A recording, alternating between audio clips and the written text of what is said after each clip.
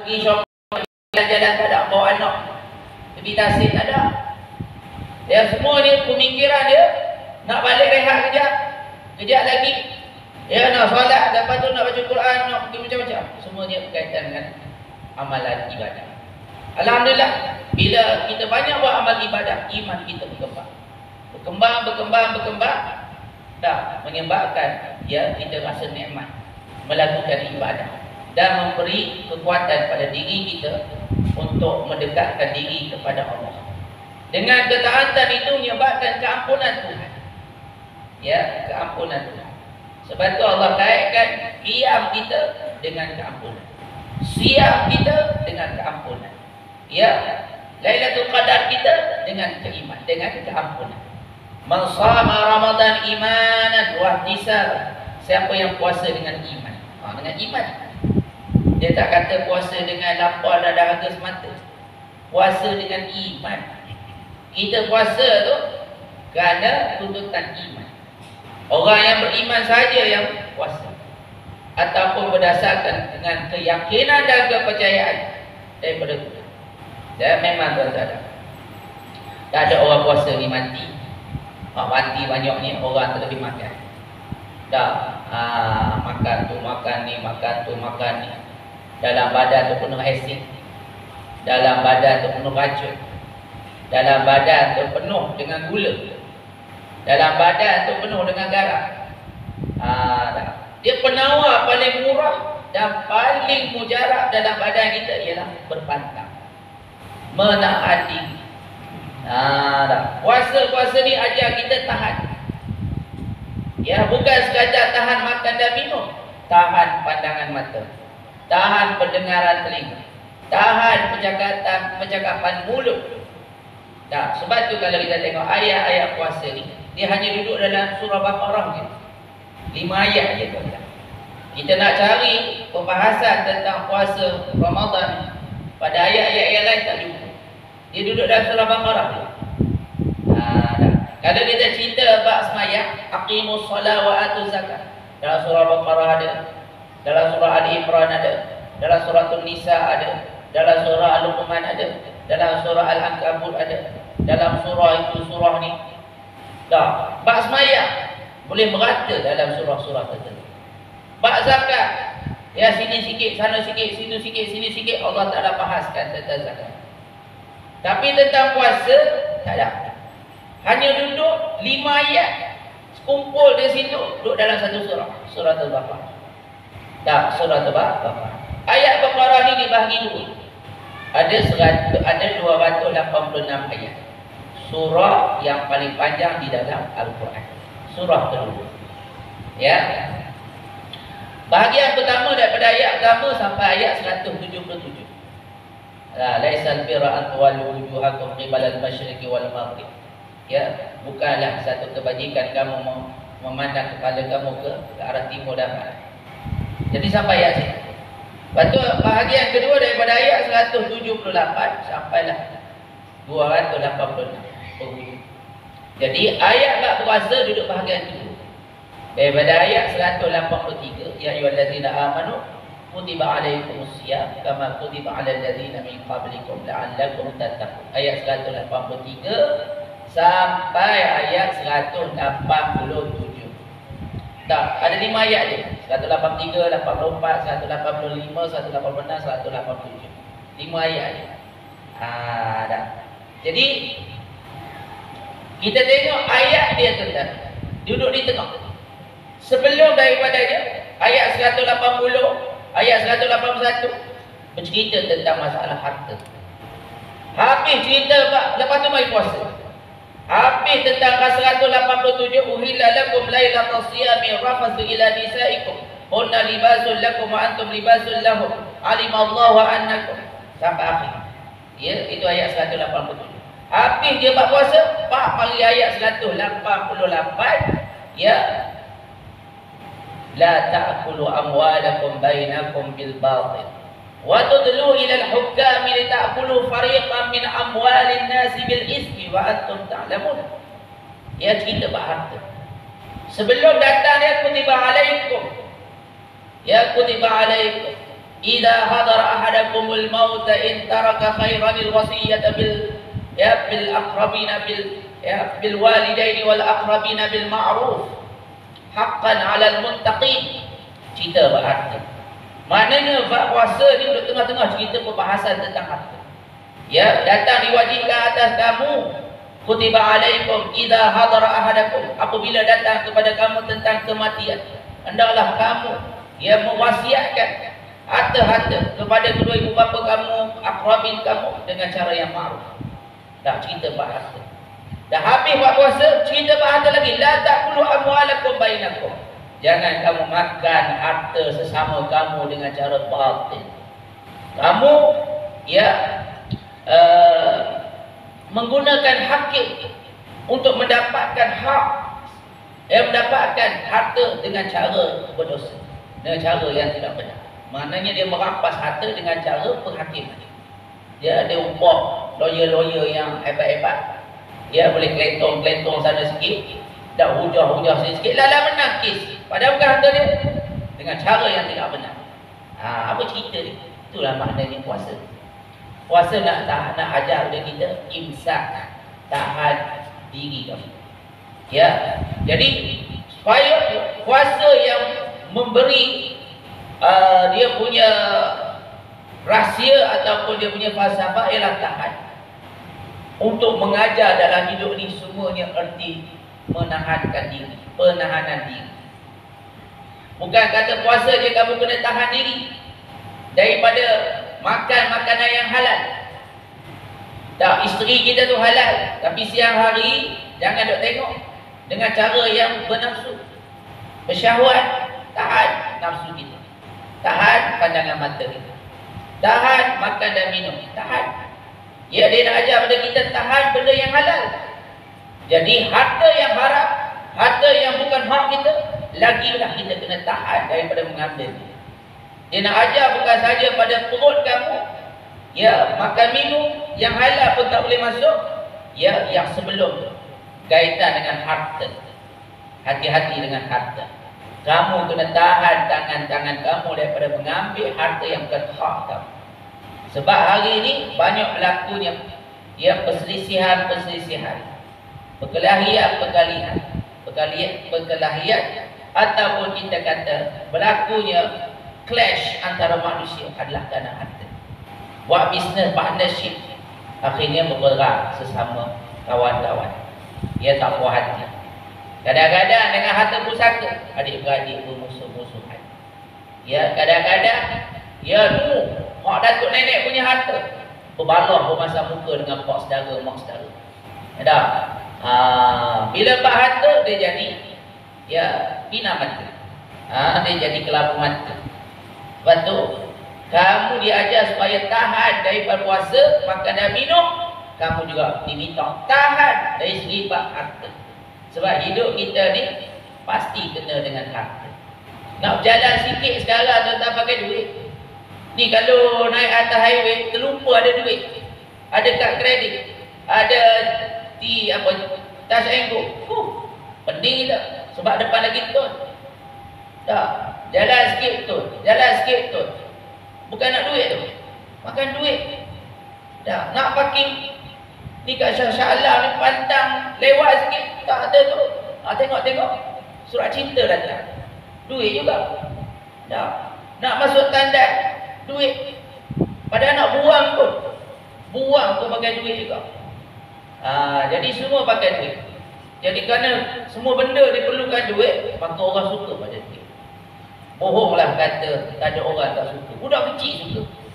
Orang hak sakit dalam wak tu, kalau bagi buah kat dia, ni pakcik buah apple, taklah. Pakcik ni ada sambung duit, bawa bantal, dekat sikit. Tak. Maknanya hak dah nak mati tu pun nak duit lagi. Apatah lagi orang yang segar bugar, harta ni cukup. Sinonim dalam hidup. Kita tak salah. Tapi yang salahnya bila dia tak tahan. Dia tak tahan dengan harta. Itu yang timbul masalah scam, masalah pengkhianatan. Tak. Semalam kita tengok ada berita tentang ketua balai mengambil 300,000. menyembunyi apa dia, mencuri 300,000 dan juga beg perata atau perada. Jadi bukan kata orang biasa benda ni dia boleh tengok. Lepas tu ada rampasan duit, jokoman, kira duit tu kata. Jadi sebab itu perkara yang tu kita diminta menahan diri. Bermula daripada puasa. Puasa mengajar menahan diri daripada benda halal. Makan diminum di rumah kita tu, airnya, makanannya, hak kita, duit kita, halal, tapi tak boleh sentuh di bulan puasa. Isteri kita akad nikah dulu, mas kahwin mahal, tapi tak boleh, ya, tak boleh siang hari. Jadi nak ajar pada kita penahanan diri, ya, untuk menyelamatkan kita daripada semua perkara. Gitu. Itu maksudnya konsep daripada iman tadi. Maka dia kata di sini yang pertama at-taibun. Orang yang beriman ciri pertama ialah bertaubat. Tuan-tuan, dosa ni walaupun sekecil mana dia akan memberi kesan. Memberi kesan. Seorang ahli tasawuf Ibrahim bin Adham, ya, dia pergi beriktikaf di Masjid Al-Quds. Ya, dalam keadaan dia beriktikaf dia tak merasa nikmat dalam iktikaf. Dia kata kenapalah 2-3 hari ni aku tak rasa apa-apa ni. Rasa kehambaan, rasa kemanisan. Ya, dia cek punya cek, dia punya cek, dia teringat masa dia beli bekal. Dia beli satu bekas tamat. Dan di bawah dia tu ada macam terlekat buah tamat. Dia tu anggap mula-mula macam buah tamat yang melekat pada bekas dia tu hasil daripada tamat, ya, buah milik dia dalam bekas yang lain. Tapi bila fikir-fikir, kok buah tamar yang melekat itu adalah hak penjual yang tak termasuk dalam belian aku. Akhirnya dia bergegas pulang pergi ke Mekah. Berjalan sejauh beribu kilometer. Ya, semata-mata kerana nak minta maaf.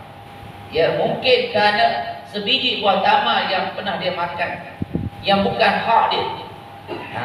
Secara tak sengaja. Bila sampai, dia tengok tukang jual seorang yang muda. Dia tanya-tanya, dia kata hak sebelum ni ada bapak dia dah meninggal. Ya, dia yang mewarisi perniagaan ayah. Dia kata, aku ni telah terambil sebiji buah tamar daripada ayah kamu. Ya, aku minta maaf. Aku minta halal. Akhirnya dihalalkan. Barulah dia merasakan kemanisan di dalam ibadah. Kemanisan dalam ibadah. Itu baru benda kecil. Ya, benda kecil. Ini kan kita macam-macam dosa yang kita buat. Ya, dosa mata lagi lah kuat hari ini. Dengan media massa, dengan smartphone, dengan internet, dengan gambar-gambar. Ya, dengan orang yang berpakaian yang menjolok mata. Hari-hari jadi tatapan. Itu dosa mata. Dosa pergaulan, dosa perkataan, maki hamun, ngumpat, namimah. Ini juga dosa. Sehingga kan Nabi sebut khamsul yuftirus shaim. 5 perkara yang menyebabkan pahala ataupun menyebabkan puasanya terbatal. Ya, terbatal. Maksud terbatal di sini terbatalnya pahala. Ya, al-kadzbu wal ghibah wan namimah wal yaminul kadzibah atau wal yaminul kadzib wa nazara, ya, wa nazru bisyahwat. Maknanya ada 5 perkara yang membatalkan pahala puasa. Yang pertama, dusta, bohong. Cakap semuanya tak betul. Tak. Cakap janji itu janji ni semua tak betul. Kalau dia cakap macam ni, maknanya hak betulnya yang sebaliknya. Tak. Kalau dia kata alhamdulillah kita sekarang berada dalam aman, dan dia tak aman dah. Ya, insya-Allah kita punya, ya, kewangan kita mantap. Tak mantap dah. Ya, dia kena faham sebaliknya. Kita punya keperluan mencukupi untuk hari raya ni, maknanya tak cukup kan? Ya. Jadi cakap tak betul. Maknanya cakap tu hanya nak menyedakkan hati. Padahal orang dah tahu lama dah. Bila dia cakap macam ni, maknanya maksudnya ialah di sebalik. Dah. Takkan naik. Sejak lagi naik dah tu. Dah. Ya, itulah percakapan bohong, dusta. Ya. Kemudian ghibah, ghaib, bercakap tentang orang yang tidak ada di depan mata. Dah, cakap belakang, cakap belakang. Kenapa tak cakap depan? Kata berani sangat, cakap depan. Dah, cakap belakang. Siapa-siapa pun cakap belakang orang tak suka. Dah, kita cakap Pak Imam, kita cakap Pak Ustaz, kita cakap Pak Jiran. Tak suka, cakap depan-depan. Takut. Dah takut saya cakap. Tak, tapi nak cakap tak? Dosa. Tak, sebab dia boleh menyebabkan keburukan itu. Dan orang pun memahamkan dengan cara yang tak betul. Akhirnya tersebarlah fitnah. Tersebarlah salah faham.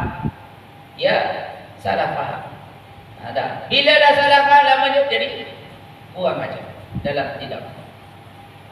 Jadi yang ketiga ialah namimah, bawa mulut. Bawa mulut ni maknanya menjadi mengadu domba jadi batu api. Sini kamu bawa cerita, sana kamu bawa cerita, akhir sekali berkelahi, akhir sekali bertengkar, akhir sekali bermasam muka. Tak. Wal yaminul kadhib, dan sumpah palsu. Sumpah.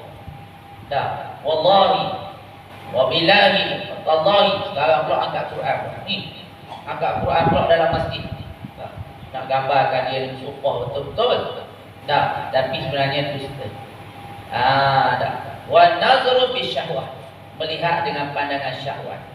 Lepas tu, kalau tak ada keperluan jangan duk pergi ke bazar-bazar Ramadan. Ini dah 5-6 kali tawaf dah bazar Ramadan. Dah. Sekejap tawaf dia tengok dah. Ya, dia nak pergi cari peha ayam, tapi peha manusia lebih banyak daripada peha ayam. Lebih seksi lagi daripada peha ayam. Ya, nak pergi cari kuih Cik Mek Molek, tapi tukang jual tu lebih comel daripada kuih. Dengan pipi merahnya, dengan bibir merahnya. Dah, kuih sekarang ni tu ramai orang duk ngomel. Dah, karipap. Kembung elok, buka-buka oksigen. Ingatkan isi kentang ke apa? Ya, oksigen. Beli air, balik-balik nak minum 2-3 tegak. Habis air. Rupanya air batu lebih banyak daripada air. Dah, macam mana? Dah. Gitulah. Jadi jangan terlalu memandang dengan pandangan-pandangan yang menggayahkan. Boleh membatalkan puasa. Batal pahala puasa. Jadi pertama ialah kita masuk dalam amalan manusia. Pertama ialah dengan bertaubat, menyucikan diri. Kata Allah jadikan Ramadan adalah pintu taubat. Sebab itu keseluruhan ganjaran dan pemberian Allah dalam bulan ini kebanyakannya maghfirah.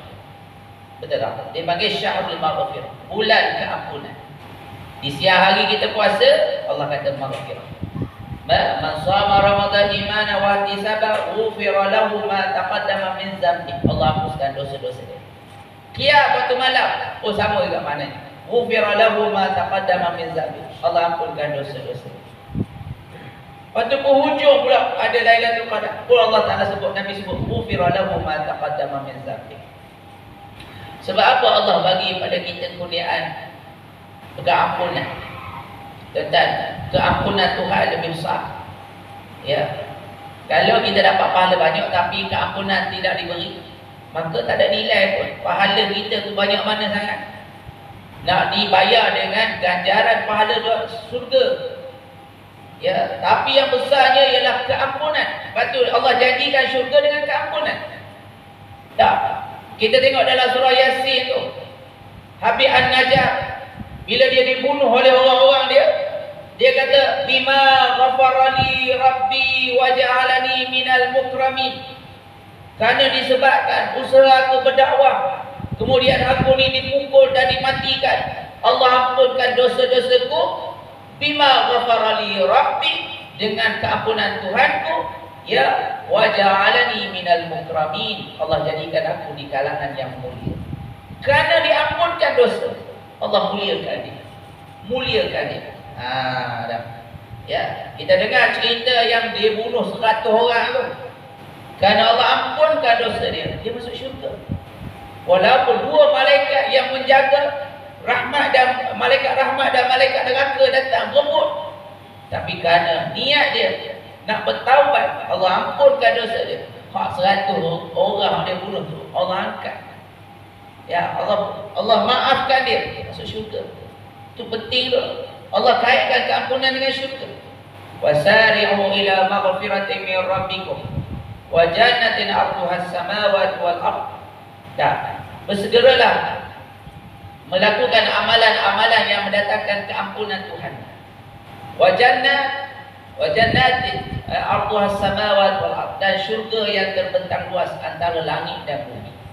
Allah Rabbira. Allah Ta'ala bagi syurga disebabkan keampunan yang telah dihapuskan oleh Allah Ta'ala. Allah beri keampunan. Jadi sebab tu, ya, puasa ni ada bulan penyucian. Dia panggil Syahrul Tathhir. Syahrul Tathhir. Bulan nak sucikan. Suci apa tuan-tuan? Suci 3 perkara. Yang pertama, tathhirul qalbi, suci hati. Suci hati. Sebab tu orang puasa dia dapat apa title dia? Taqwa. La'allakum tattaqun. Mudah-mudahan kamu bertakwa. Takwa tu maknanya hati yang bersih. Wa nafsin wa ma sawwaha fa alhamaha fujuraha wa taqwaha. Qad aflaha man zakkaha wa qad khaba man dassaha. Demi nafsu, demi jiwa serta penyempurnaannya. Betul tak? Fa alhamaha, maka diilhamkan kepada jiwa ni jalan kejahatan dan jalan ketakwaan. Dua jalan je kan? Hak jahat, hak takwa. Maknanya jalan jahat, jalan yang mengotorkan. Jalan takwa, jalan yang menyucikan. Fa'ala qad aflaha man zakkaha. Berjayalah, beruntunglah orang yang menyucikannya. Itu takwa. Wa qad khaba man dassaha, dan merugilah orang yang mengotorkannya. Itu kejahatan. Jadi takwa ni adalah jalan penyucian. Bila kita puasa, Allah beri pada kita natijahnya takwa. Kenapa dapat takwa sedangkan kita puasa tak ada kait dengan hati? Sebab takwa pada hati. Nabi kata at-taqwa hahuna, takwa di sini, di hati. Wa yushiru ila qalbihi, ya sadrihi. Nabi tunjuk di dada dia 3 kali. Sebelum hadis tu, ya, dia duduk di tengah daripada hadis yang panjang. Nabi kata la tahasadu wa la tabaghadu wa la tadabaru, ya, wa la tabi'u ba'dukum ala bai'in ba'd wa kunu ikhwana ila akhir. Barulah Nabi sebut tentang at-taqwa hakuna. Jangan hasad dengki, jangan benci membenci, jangan berpaling memaling. Jangan kamu membeli barangan yang telah dibeli oleh saudara kamu, dan jadilah kamu saudara Islam yang bersaudara. Wa kunu ibadallahi ikhwana. Baru dia tentang hati. Maksud dia tentang takwa dah ada dalam hati. Dia kena buang benda kotor dalam hati. Kalau dalam hati kita ada hasad dengki, ada sombong, ada riya, ada ujub, ada sum'ah, ada takabur, ada rasa ego dengan ilmu, ego dengan pencapaian, ego dengan title, ego dengan grade. Grade pun dia ego. Grade berapa? Aku 44, ini 44. Aku dah 50 lebih lah. Aku besar. Ada ego. Ego dengan sehat. Sehat pun ego juga. Umur 70 sehat lagi. Boleh berlari lagi. Sehat. Ego juga. Boleh sombong. Sombong dengan cantik, sombong dengan pencapaian. Ini semua adalah perkara yang merosakkan hati. La yadkhulul jannah man qala fi qalbihi mithqala dzarratin min kibr. Tak masuk syurga orang yang ada sekelumit dalam hatinya sifat sombong. Sebab sombong ni iblis keluar daripada syurga. Iblis ni dia keluar syurga bukan dia tak sembahyang, bukan dia tak taat pada Allah. Dia keluar daripada syurga sebab dia sombong dia. Sombong dia. Aba wastakbara wa kana minal kafirin. Dia enggan dan dia sombong dia. Bukan dia tak buat perintah Tuhan yang lain. Dia sombong. Kita dah berapa banyak sombong? Tak. Sombong. Naik kereta besar-besar. Lalu depan sombong. Tak. Sombong. Dengan kawan-kawan pun sombong juga. Dulu masa sekolah, masa belajar okey ya, kancing. Sekarang ya, buat macam tak tahu dia, tak kenal dia. Ya, semuanya sombong. Ini bahaya. Sebab tu kalau ada sifat buruk ni, takwa tak akan melekat. Buruk je kalau ada. Ya, sebab takwa dia tak boleh duduk sekali dengan sifat-sifat kotor. Ya, sifat-sifat kotor. Jadi hati ni dia kena ada satu je. Kalau hak kotor-kotor je, takwa tak akan masuk. Kalau nak masuk takwa, hak kotor tu kena buang. Hak kotor kena buang. Tak, cawan kotor, kita letak air bersih. Air tu walaupun bersih, mana pun kalau dah letak dalam cawan, tak ada orang nak minum pun. Satu balak, dah kita letaklah teh tarik meleleh. Teh tarik meleleh, tuan-tuan. Meleleh sungguh. Kena pula pukul 4 tengah hari, pukul 3 kita tengok tu, ya Allah. Bukan apa dah, meleleh. Tiba-tiba datang merpati, sikit je. Letak dah. Kita ingat ais krim. Dah, ais krim dia letak dalam tu. Rupanya tarik merpati. Agak-agak sanggup tak minum? Tak sanggup dah. Sikit je. Dah, sikit je tarik tu. Tak minum dah. Tak minum dah. Jadi jangan sampai peringkat macam tu. Ya, maknanya walaupun air teh tu bersih, masuk sikit je, tak ada orang nak minum. Itulah juga dalam hati kita ni. Ada sikit je sombong. Perumpamaan macam tarik merpati tadi lah. Tak, habis kita buang air tu. Jangan minum. Aku nampak tadi tak cicak masuk. Padahal boleh buang sikit je, contohlah. Tak nak buang. Habis satu badan. Begitulah makna dia. Ada sikit je sombong. Sikit je sombong. Kita nak ke mana sombong kita ni nak? Ya. Bila mati, satu tempat tu Allah Taala sebut. Ya, wala yanfa'u malu wala banun. Harta kamu, anak pinak kamu tak guna. Tak boleh penyelamat. La yattaqi 'anil nar. Tak akan boleh berjaya daripada neraka. Ya, dengan asbab daripada harta kita. Kita tak boleh gadai harta kita, anak pinak kita, untuk kita selamat di akhirat. Yang selamatnya apabila dengan harta tadi, dengan anak tadi, kita bawa bersama dengan salimul qalbi. Qalbin salim. Tak, bukan kata maknanya harta benda tu tak boleh selamat kita 100%, maksudnya harta benda tanpa hati. Kalau kita balik jumpa Allah dengan harta, dengan anak dan hati yang salim, itu baru betul. Tak, harta yang kita bawa dengan hati yang salim. Tak, dengan harta dengan hati yang dermawan, hati yang pemurah, hati yang tak sombong, hati yang beriman. Maka harta itu berguna. Ya, harta itu berguna. Gitu. Berapa dah? 7.30. Ya, hari puasa-puasa tak ada ceramah panjang-panjang. Tak ada sediakan air. Ya, sebab modal dia air liur je. Jadi panjang lagi nak puasa ni dah. Dia kena sikit-sikit cukup je tuan-tuan. Jadi saya tengok tuan-tuan pun serius, tahu sangat dah serius sebab lapar. Kita nak berhenti dah ni. Jadi tuan-tuan dia rahmati Allah. Habis ada satu je. Ya, Allah Ta'ala sebut satu lagi sifat yang seharusnya menjadi pembawaan dalam kehidupan para da'i, ialah mereka suka beribadah kepada Allah SWT. Manusia-manusia api ini ialah mereka yang beribadah kepada Allah dengan setiap gerak-geri dan tidak tanduk. Begitu juga perkataan dan perbuatan mereka, supaya dengan itu mereka dapat memenuhi tujuan utama hidup mereka, sebagaimana firman Allah, wa ma khalaqtul jinna wal insa illa liya'budun. Dan aku tidak menjadikan jin dan manusia melainkan supaya mereka menyembah. Jadi tujuan kita ni ada 3 paling besar. Yang pertama, tujuan kita ibadah.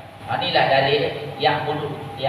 Beribadah. Abdun. Liya'budun asal daripada perkataan abadah, yang memperhambakan diri. Ya, kita beribadah dan kita itu seorang hamba. Satu. Yang kedua, tujuan kita ialah ibja'ilun fil ardi khalifah, menjadi pengganti Allah di atas muka bumi, yakni mentadbir dengan cara sama dan adil.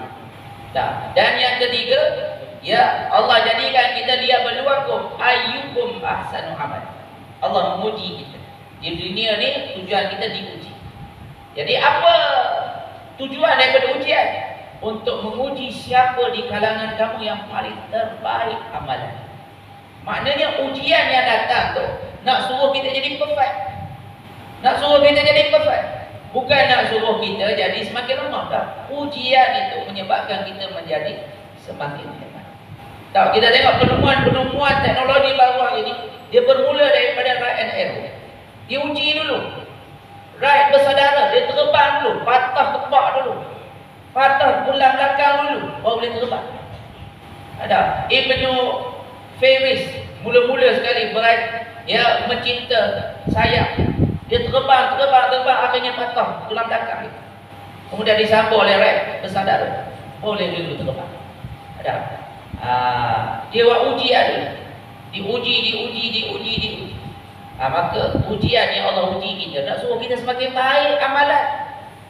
Diuji itu nak suruh jadi baik, bukan diuji nak suruh kita jadi kurang ajar. Allah uji dengan panas, Allah uji dengan lapar, Allah uji dengan kekayaan.